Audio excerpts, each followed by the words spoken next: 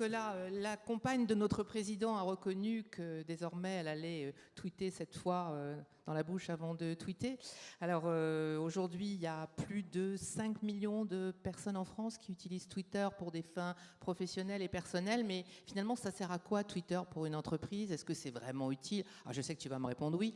Bon, ça, jusque-là, c'est bon, on peut passer à la séance suivante. Mais vraiment, quel est l'intérêt et comment s'en servir de ce fameux Twitter? Oui, donc moi j'étais ravi que Vincent Ducret me propose ce sujet cette année, parce que j'ai une cause à défendre qui est celle des entreprises françaises et des marques en France et des présidents français qui devraient, de mon point de vue, tweeter plus et s'inspirer peut-être plus de ce qui se passe et des pratiques anglo-saxonnes. Donc j'ai préparé une courte présentation d'une dizaine de minutes, je vous rassure, parce que je sais que le temps est très très court, pour à la fois essayer de vous en convaincre si vous ne l'êtes pas déjà, et surtout vous appeler à l'aide. Vous demander dans quelle mesure nous pourrions ensemble prendre une initiative qui accélère la capacité qu'ont les entreprises françaises et les marques françaises à utiliser plus et mieux Twitter, ce qui est mon combat d'aujourd'hui. Vous verrez qu'à la fin, je vais même vous proposer une initiative. Alors, cette courte présentation est en fait la synthèse d'une étude plus grande qui a été faite avec Connect Lab, qui sont des directeurs marketing et communication avec qui nous travaillons sur ce sujet. Donc, ceux que ça intéresse dans cette salle d'avoir plus d'éléments que la synthèse que je vais faire maintenant peuvent me contacter par Twitter. D'ailleurs, je suis connecté maintenant. Et je voudrais revenir sur ce retard français en 3 slides. La première, c'est la suivante. Elle est simple. Tout le monde sait que le PIB américain est le numéro 1, la France est encore numéro 4. Souhaitons-lui le rester le plus longtemps possible. Les États-Unis sont numéro 1 sur Twitter, nous sommes numéro 18. Et en nombre de comptes par habitant, on a un retard de fait. Alors, c'est un retard général, c'est aussi un retard féminin au passage. Je sais qu'il y a eu une discussion il y a quelques temps sur Twitter sur ce sujet-là, mais il n'y a pas de doute. Il y a moins de femmes sur Twitter en France qu'il n'y en a aux États-Unis en proportion. Donc, il y a un retard généralisé. Je dis ça à l'occasion du Women's Forum qui est concurrent de ce forum en ce moment. Mais alors, plus intéressant peut-être, c'est cette deuxième slide, c'est que 82% des sociétés de Fortune 100 sont sur Twitter et 45% des sociétés du CAC 40 sont sur Twitter. Et là, pour le coup, c'est, je dirais, peut-être une question plus embarrassante, parce que ces entreprises du CAC 40, par définition, elles sont internationales. Enfin, peut-être qu'il en reste une qui est franco-française, mais je ne crois pas.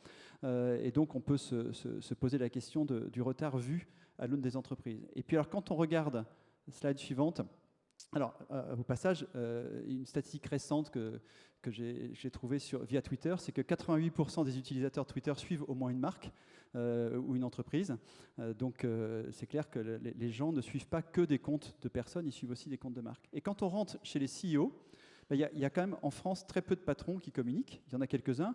Bon, Alexandre Bompard, ça tient de l'époque où il était sur Europe 1, mais maintenant il continue sur la FNAC. J'ai salué l'arrivée récente de Jean-Claude Puerto, ce patron un peu médiatique qui s'était fait connaître dans l'émission de télé-réalité où il avait pris la place d'un de ses employés dans son entreprise. Ou Serge Papin de Système U en est un autre. J'aurais pu citer Michel-Édouard Leclerc, évidemment. Mais pour certains, ils font peu de tweets, mais c'est des tweets surpuissants.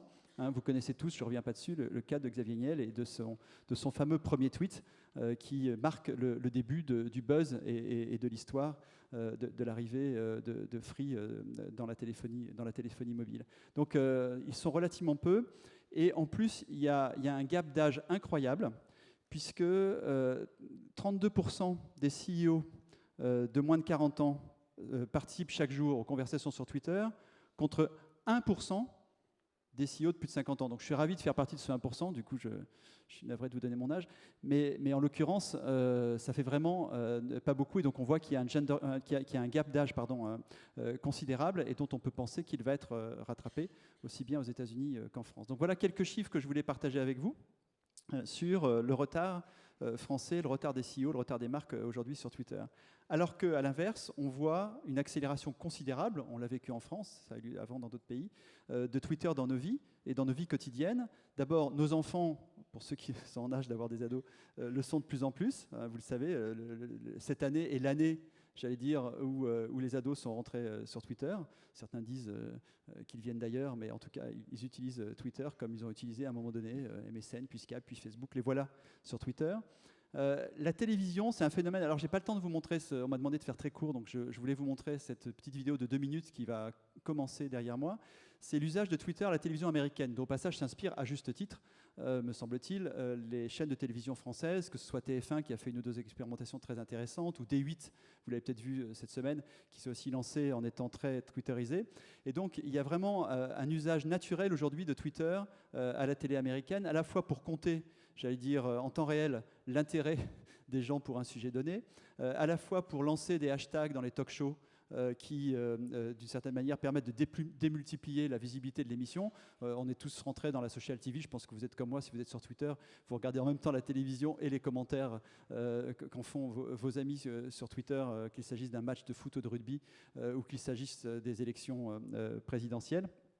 Et donc, de plus en plus, Twitter devient un élément intégré j'allais dire des médias, et peut-être même beaucoup plus que d'autres réseaux sociaux, parce que Twitter est un réseau d'information avant d'être un réseau social. Alors Twitter est aussi entré dans les transports. Bon, c'est un exemple parmi d'autres, mais c'est vrai que l'usage le lancement par la RATP de ces lignes réelles, et puis de ces lignes, comme vous l'aurez peut-être noté, inventées par d'autres tweetos, avec des fils assez rigolos d'ailleurs à suivre. Mais en tout cas, il y a une valeur d'information réelle dans les transports qui est liée à la mobilité. Et enfin, last but not least, parce que c'est très important pour le point d'après, chez les politiques. Alors, c'est vrai que les campagnes électorales créent une accélération considérable d'intérêt pour des politiques pour Twitter. Mais la conséquence, et là je voulais rendre hommage à mon ami Pierre-Philippe Cormery, qui est peut-être dans la salle, qui fait le Claude des journalistes chaque mois, chez les journalistes. Or, c'est ça le point important, c'est que non seulement l'audience directe, les clients peuvent être sur Twitter, et on le voit, on peut résoudre des problèmes. On connaît tous quelques bons community managers qui résolvent les problèmes de téléphonie chez Bouygues Télécom, Orange ou SFR, grâce à Twitter, mais les journalistes sont là, et donc c'est une manière pour les entreprises, pour les marques, de faire passer, à la fois lorsque tout va bien, mais aussi et surtout en temps de crise, des messages qui arrivent directement et qui permettent un dialogue rapide et instantané avec les journalistes. Donc ça fait quand même beaucoup de raisons d'être sur Twitter pour les marques, pour les entreprises et pour les présidents. Et si je devais les résumer, alors j'aurais pu en trouver 10, 20 ou 30, je me suis limité à 5. La première, j'ai essayé de trouver en plus un exemple significatif pour chacun. La première, c'est d'informer. Pour ceux d'entre vous qui ont eu la chance d'aller aux Jeux Olympiques autrement qu'en total VIP, arrivé par hélicoptère ou je ne sais quoi, et qui avaient besoin de se rendre véritablement sur les différents lieux, ce Get Ahead of the Games, qui était un fil Twitter provisoire fait pour aider les gens à accéder en temps réel à l'ensemble des activités des Jeux Olympiques, était une très bonne initiative, très utile, un vrai service rendu en temps réel par l'organisation des Jeux Olympiques. Donc on voit comment un fil Twitter peut servir d'information temps réel, éventuellement même éphémère, puisque là il s'agissait de la période des Jeux Olympiques. Alors écoutez, je ne vais pas revenir sur l'exemple le plus fabuleux, j'attends toujours que d'autres gens fassent aussi bien que 12 Force de Best Buy, donc je sais que ça date un peu, mais donc je pense que tout le monde dans la salle connaît cet exemple des gilets bleus de 12 Force, hein, de Best Buy, c'est l'équivalent, on va dire, de Darty ou de la Fnac aux États-Unis, et qui font que si vous tweetez avec le hashtag 12 une question qui concerne votre téléphone ou votre téléviseur ou votre ordinateur, vous avez toute la force de vente, entre guillemets, tous les vendeurs de Best Buy qui sont là pour être le premier à vous donner la bonne réponse, parce qu'ils sont incentivés s'ils sont le premier à donner la bonne réponse. Donc c'est une manière de connecter de manière structurelle et permanente le service client à ses clients. Et puis c'est l'exemple aussi du patron de Zappos que vous connaissez. Donc ce garçon n'a pas tweeté énormément, j'arrive pas à lire le chiffre, mais je crois qu'il est à 2000 ou 3000 tweets, peut-être que vous le lisez mieux que moi. 2272 tweets, voilà. Il a quand même 2 600 000 followers, quoi. Donc on peut dire que quand il parle, les gens qui aiment sa marque l'écoutent ou l'entendent, ou en tout cas les vrais fans de la marque le suivent. Et il nous déclare que, de son point de vue, c'est aujourd'hui un des outils centraux de sa relation client, donc de son ICRM, comme on dit de nos jours. Donc l'écoute et la réponse client. Troisième dimension, c'est la promotion. Il y a plein de cas possibles, vous en connaissez. J'ai pris un des derniers qui circule sur Twitter. Bon, c'est une reconversion d'une vieille idée qui était Pay with a Tweet, qui avait déjà 1 ou 2 ans d'âge, mais c'est assez intéressant de se dire que finalement, plutôt que d'échantillonner contre rien, et si on échantillonnait contre quelque chose, le quelque chose étant le fait que les gens étant devenus des médias grâce à Twitter, ils vont faire la promotion de votre échantillonnage en temps réel, et donc Twitter devient une monnaie d'échange, ou un tweet devient une monnaie d'échange. Donc c'est encore une expérience tout à fait intéressante et qui montre comment on peut utiliser Twitter dans une logique plus promotionnelle. Et puis, évidemment, c'est l'enjeu du partage. Twitter, c'est fait pour partager des contenus intéressants. Donc évidemment, si vous partagez des contenus qui n'ont pas d'intérêt, ils ne seront pas retweetés. Mais si vous partagez des contenus intéressants, ce que évidemment TED fait merveilleusement, là, pour le coup, vous êtes à la fois retweeté et vous créez du clic sur vos contenus. Les blogueurs le savent bien. Enfin, je sais pas vous, blogueurs dans la salle, mais moi, un tiers de mes followers, un tiers de mon lectorat blog vient de Twitter. C'est un tiers Twitter, un tiers Facebook, un tiers le reste. Donc je ne sais pas si c'est une statistique qu'on peut étendre, vous me le direz éventuellement via Twitter. Et puis, dernier point, qui à mon avis est complètement aujourd'hui encore sous-exploité par les marques en Europe et en France, même s'il y a quelques exemples, c'est la notion de divertissement. C'est un usage vraiment de création de contenu exclusif et spécifique sur Twitter, ce que fait Pepsi aux États-Unis, en liaison en particulier avec la musique, et qui est une manière à la fois de doper le nombre de followers d'une marque, parce qu'il est exact que les gens préfèrent suivre des gens que des marques, donc il faut bien que les marques proposent quelque chose d'intéressant aux gens si on veut que les gens suivent des marques, mais qui permet d'envisager des opérations qui soient Twitter-centriques et pas juste Twitter en complément d'opérations qui sont faites par ailleurs, et ça marche plutôt pas mal aujourd'hui pour Pepsi. D'où mon message du jour, pour ouvrir en guise de conclusion de cette courte présentation et ouvrir le débat et ou les questions. Et si les dirigeants montraient l'exemple, c'est ce que je disais récemment sur mon blog à l'occasion de l'entrée de nouveaux patrons. Et je vous annonce une initiative dont je voudrais rendre un morceau de la paternité au même Pierre-Philippe Cormeret que je citais tout à l'heure, PPC, l'homme qui fait avec Henry Kaufman les vidéos du succès. Vous en avez sûrement vu une dans votre vie, qui est de dire, et si on accélérait les choses via Twitter ? Et donc, on a lancé, alors hier, donc il n'y a pas encore beaucoup de followers, mais grâce à vous, j'espère que ça va augmenter brutalement là, maintenant. C'est là on va voir si Vincent Ducré a vraiment des gens influents dans la salle, a su avoir une foule affluente, mais aussi influente. Tweetbosses, c'est quoi? C'est une initiative toute simple, c'est un moteur de retweet des meilleurs tweets des patrons français et internationaux. L'objectif étant que un maximum de gens qui s'intéressent aux tweets des CEO ou des présidents le suivent, et que ce soit un passage obligé des journalistes qui ne veulent pas rater ce qu'un patron dise. Donc je vous invite à suivre dès maintenant Tweetbosses qui va évidemment grossir dans les heures et dans les jours qui viennent grâce à vous. Je vous remercie. Il parle vite. Hein. Il parle vite. Hein. On a 7 minutes pour les questions. Bravo. Tu disais tout à l'heure quand même qu'en France, l'aspect divertissement n'était peut-être pas encore très développé. Je voulais quand même citer l'exemple de Orange, qui a organisé cette opération formidable au mois de juin avec Rock Corps, ouais. Où il y avait un compteur géant de tweets et où les individus pouvaient, en tweetant, faire apparaître des surprises live qui étaient aussi bien des orchestres, des chorégraphies. Absolument. Voilà, il y a bien sûr, je suis 100% d'accord avec toi, il y a quelques marques et quelques marques mondiales qui aujourd'hui agissent déjà, mais quand même, en majorité, je trouve que l'usage de Twitter en France et même en Europe est avant tout un usage vertical, c'est-à-dire comme un média de plus dans le plan qu'on utilise ponctuellement pour doper une opération qui existe, et j'allais dire un usage entre guillemets marginal, c'est-à-dire où l'opération ne tient pas essentiellement à Twitter, mais est enrichie par ce que Twitter peut faire. Alors que je pense que l'avenir est aussi à des opérations de relations clients pour les marques et les entreprises qui utiliseront Twitter comme outil principal. Il y a un exemple que j'aime beaucoup, même s'il est expérimental, mais qui nous vient d'Inde et qui est une expérience qu'a fait Hippo. Hippo, c'est Frito-Lay's, c'est l'équivalent c'est des chips que vous pouvez acheter en Inde. Et comme vous le savez, le système de distribution en Inde est ce qu'il est, et donc est extrêmement divers. Et donc les gens d'Hippo ont eu cette très bonne idée de dire, et si on faisait faire le boulot de vérification de la présence de Hippo dans les magasins, non pas par des gens qu'on paye, notre force de vente supplétive ou notre force de vente réelle, mais par nos propres clients. Et donc ils ont créé une opération qui consiste à dire, si vous voyez qu'il y a une rupture de stock de Hippo dans votre petit magasin du coin, vous tweetez avec le hashtag Hippo et on s'engage dans les 24 heures à réachalander.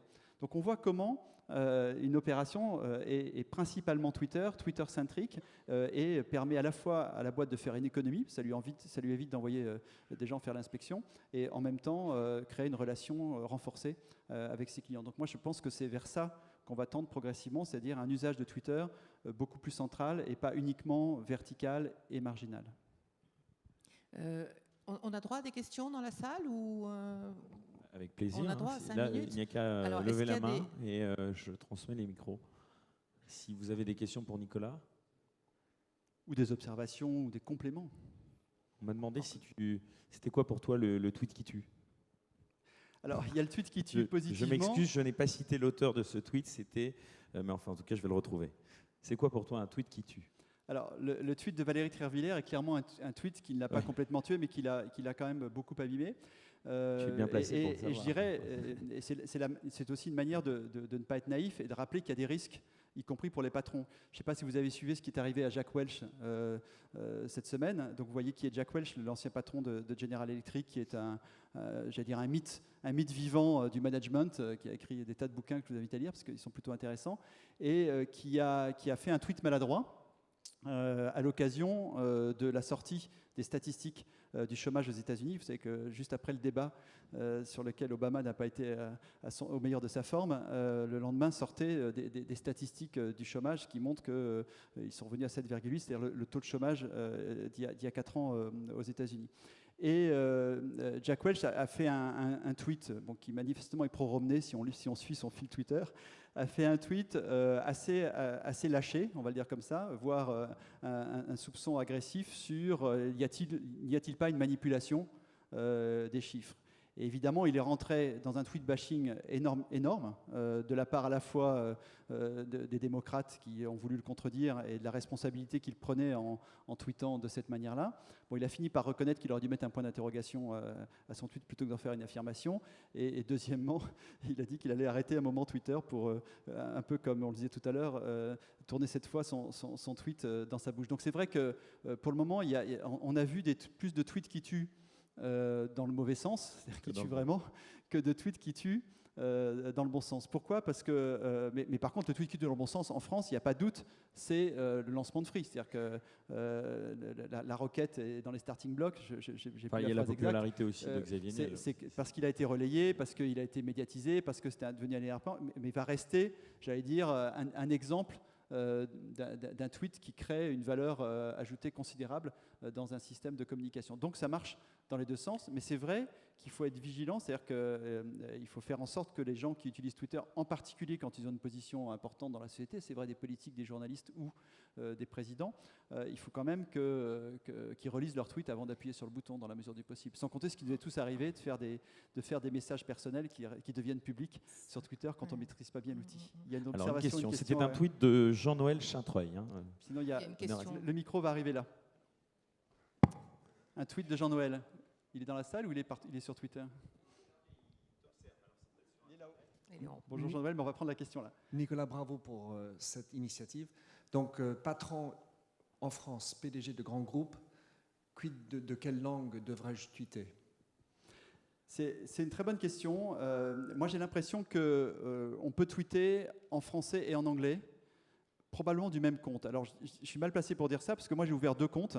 J'ai ouvert un compte qui s'appelle Nicolas Bordas en français, et me posant cette même question, j'ai ouvert un compte qui s'appelle Nicolas avec un H Bordas en anglais, de façon à ce que, mais j'ai fait pareil sur Facebook et sur mon blog, de façon à ne pas ennuyer par des tweets en français l'audience anglo-saxonne.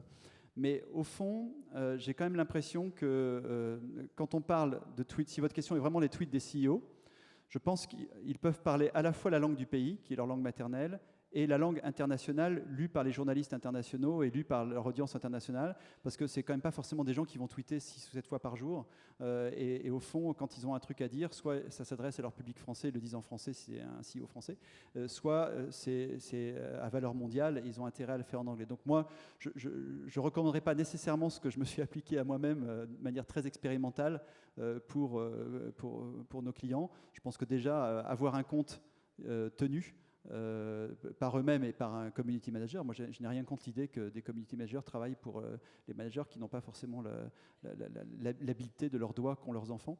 Mais en l'occurrence, je pense qu'un compte peut suffire au moins au départ. Et les PME? Les PME, oui, quand je dis patron, c'est tout le monde. Au contraire, pour les PME, c'est quand même magique d'avoir cette relation d'accès direct. D'une part, à l'ensemble de son écosystème de relationnel, mais aussi aux journalistes. C'est-à-dire que la magie de Twitter aujourd'hui, c'est que la plupart des journalistes vous répondent quand vous leur parlez. Donc parlez-leur, je suis sûr que tu réponds tous les jours à plein de gens que tu ne connaissais pas en tant que journaliste, uniquement parce qu'ils ont entamé une conversation intelligente avec toi. Et du coup, le jour où vous avez un problème, vous avez acquis une crédibilité, une confiance et un accès direct aux gens qui, avant de sortir l'information dans un journal, à la radio, à la télé, vont d'abord venir la valider directement à la source. Moi, il m'est arrivé plusieurs fois de recevoir des tweets en disant on a cette nouvelle sur vous, sur votre groupe, sur TBWA, ou sur Jean Maréto. J'ai même eu, pour ne rien vous cacher, c'est pour ceux qui l'ont vu ce matin, j'ai quand même eu une demande de confirmation que Jean-Marie Dru quittait TBWA pour Havas, non pas il y a 4 ans, quand la question se posait pour de vrai, mais il y a encore 6 mois. Donc c'est des gens qui ont lu la presse avec un peu de retard. Mais si on ne fait rien tout de suite, ce genre d'info peut très vite devenir un buzz. On l'a vu récemment sur l'achat d'une entreprise digitale. Je ne vais pas réalimenter le buzz en la citant ici, mais où un de mes éminents confrères, que j'aime beaucoup par ailleurs, qui est directeur général d'une boîte digitale, filiale d'un très grand groupe mondial qui rachète beaucoup de boîtes dans le digital, vous aurez compris qui. Il faut dire qui c'est, parce qu'il y a les initiés qui savent. Vous m'avez suivi. Et non, donc a fait un tweet sur le thème un pure player du digital, un des plus gros d'Europe, vient d'être acheté.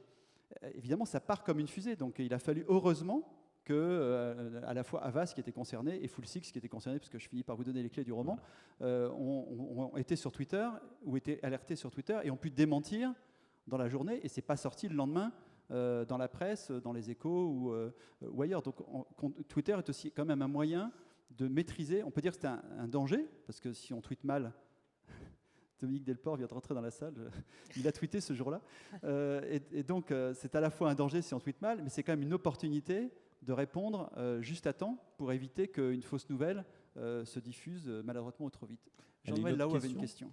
Une dernière, on a encore 5 minutes. Ah Ouais, bon, 5 minutes. alors. Une autre question peut-être dans le public? Tu parlais de la question de Jean-Noël qui est là. Il n'y avait pas une main tout à Allez, l'heure? une demoiselle, pour changer. Vous pouvez vous présenter. Bonjour, Marie Laloy, PSA. Est-ce que vous avez un nègre qui tweete pour vous? Alors, en français, non. Donc, tous mes tweets sont faits par moi. En anglais, je pense que Samantha, qui est au fond de la salle, en train d'appuyer sur les boutons derrière moi, n'aimerait pas que vous l'appeliez mon nègre. Mais en l'occurrence, j'ai pour garantir la qualité de mon anglais, qui est loin d'être parfait, malheureusement, j'ai la chance d'avoir Samantha, qui est américaine, qui est chef de projet, qui travaille avec moi et qui relie tous les tweets en anglais de façon à éviter que mon anglais maladroit ou mal écrit puisse être préjudiciable à mon personal branding. Il y avait une petite question encore sur Twitter tout à l'heure?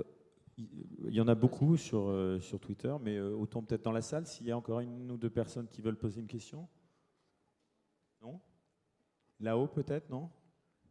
Et je me fais fort de la relayer, non? Bon, je remercie tous celles et ceux qui suivent Tweetbosses, parce que je vois monter le compteur en direct. Donc vous êtes vraiment influents, je vous en remercie. En tout cas, depuis ce matin, je pense que tu es l'intervenant qui fait le plus tweeter. Hein.